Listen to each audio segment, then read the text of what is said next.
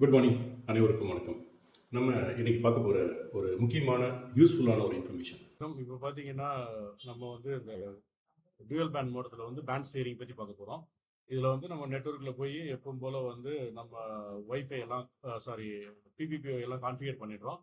So PPP வந்து IP4 enable ஆகிருக்கு, IPv6 enable ஆகிருக்குது. ஸோ இந்த மாதிரி பார்த்துக்கிறோம்.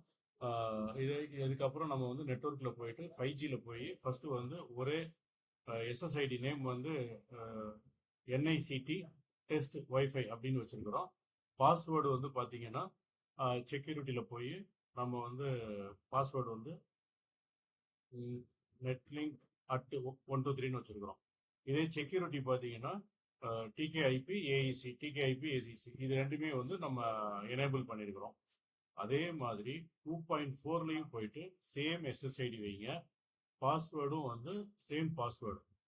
இது மாதிரி வச்சு முடிச்சுட்டு வயர்லெஸ் லேன் அட்வான்ஸில் போய் இங்கே போய் பார்த்தீங்கன்னா பேண்ட் ஸ்டேரிங் அப்படின்னு ஒரு ஆப்ஷன் இருக்கும். அது டிசேபிள் இருக்கும். அதை எனேபிள் பண்ணிட்டு ப்ரிஃபர் வந்து 5G வச்சுக்கோங்க. இப்போ என்ன கான்செப்ட்னா 5Gயில் நீங்கள் ஒர்க் ஆகும். எப்போ -50 dBக்கு கீழே போகிறாங்கல்ல ஒயர்லெஸ், அப்போ ஆட்டோமேட்டிக்காக அது வந்து 2.4க்கு ஜம்ப் ஆகிடும். இதுதான் பேண்ட் ஸ்டேரிங்கோடைய அட்வான்டேஜ்.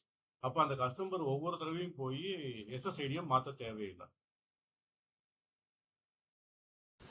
ஸோ இப்போ நம்ம டுவல் பேண்டில் வந்து அந்த பேண்ட் ஸ்டேரிங்கோடைய கான்ஃபிகரேஷன் கம்ப்ளீட் பண்ணிட்டோம். இப்போ நம்மளுடைய மொபைலில் வந்து அது ப்ராப்பராக வேலை செய்தான்னு பார்க்கலாம். இப்போ வந்து பாருங்கள், இது வந்து சேம் அந்த நம்ம கொடுத்த SSIDயில் வந்து கனெக்ட் ஆகிருக்குது, 5Gயில் கனெக்ட் ஆகிருக்குது. நம்ம இப்போ கொஞ்சம் தூரம் நடந்து போக போகிறோம்.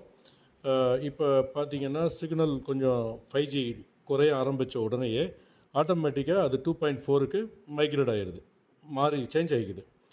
ஸோ இப்போ வந்து அது எக்ஸலண்ட்டுன்னு வந்துருச்சு 2.4. ஸோ இப்போ வந்து நம்ம திருப்பி வந்து ரிட்டர்ன் வரலாம். நான் இப்போ ஒரு அட்லீஸ்ட் வந்து ஒரு 50 மீட்டருக்கு மேலே நடந்து போயிருப்பேன், திருப்பி வரேன். ஸோ இப்போ பார்த்தீங்கன்னா ஆட்டோமேட்டிக்காக வந்து 2.4லேருந்து 5Gக்கும் அது சேஞ்ச் ஆகிக்கும்.